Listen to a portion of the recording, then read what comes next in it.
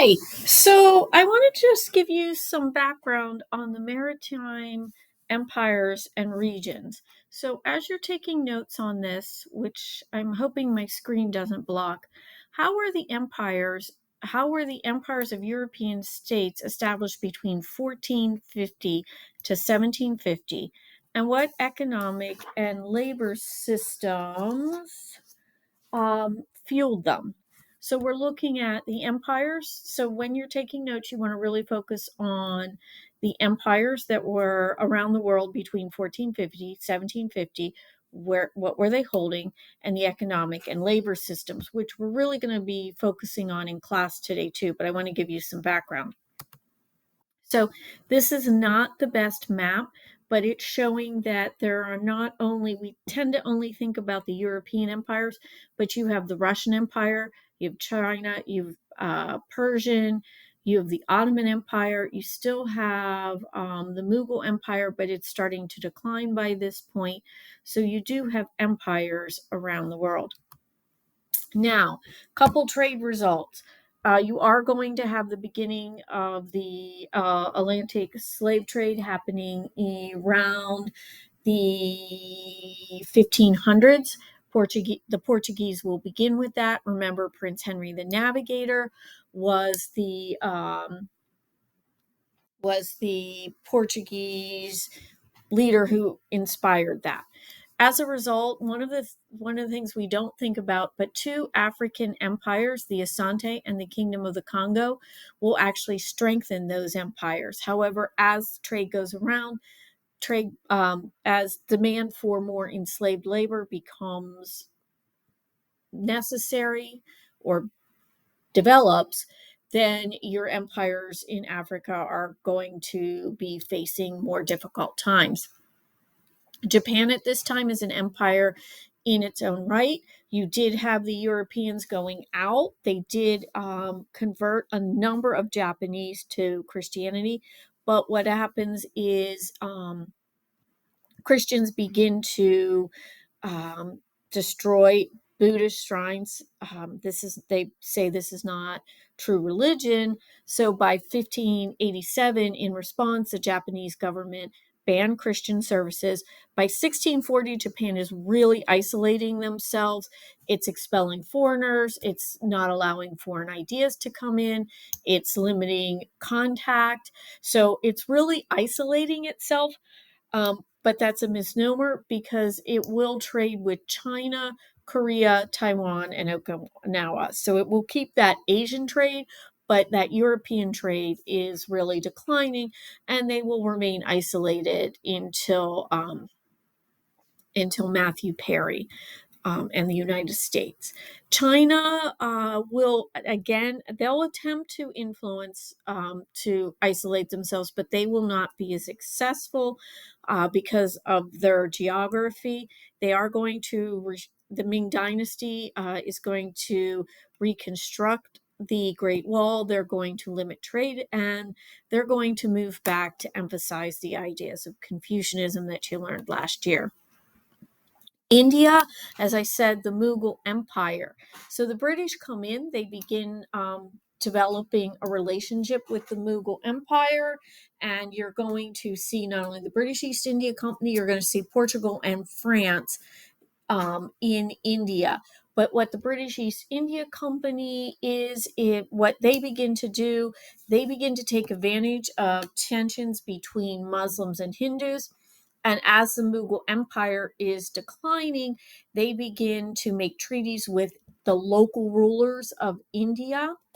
They also begin to train Indian soldiers, uh, and they literally, the British East India Company creates the sepoys. These are British trained Indian soldiers.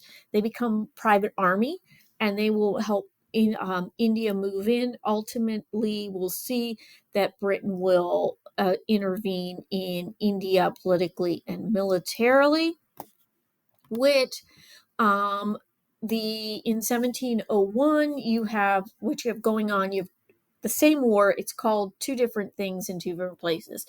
Worldwide, it's the 7 Years' War. In the Americas, it's called the French and Indian War. By 1701, Britain not only gets France out of India, but it also gets France out of Canada. North America, remember you have the 13 colonies being established by the British. Canada first is French and then it becomes a British possession. We do not think of this, but St. Augustine, Florida, that will be the oldest continuous settlement in the United States. That is Spanish. The Spanish will settle in Florida, Mexico, and Texas. One of the interesting things to think about, Georgia is a British colony, but it's only formed about 30 years before 1776. So Georgia doesn't even come until 1740s. So just for some timeline information. Again, South America, we know that the Spanish conquer the Aztecs and the Incas. The Aztec city of Tenochtitlan becomes Mexico City, and the Aztec Empire, which the Spanish control, become New Spain. Inca Empire, conquered by Pizarro, Francisco Pizarro. It becomes the viceroy of Peru. One of the things that the Inca Empire had was a mita system. So what they would require is in these villages, they would require, at times, the Incas would require you send so many males to help out the empire. The Spanish adopt that and they force villages to send a percentage of their male population to work the silver mines for the Spanish.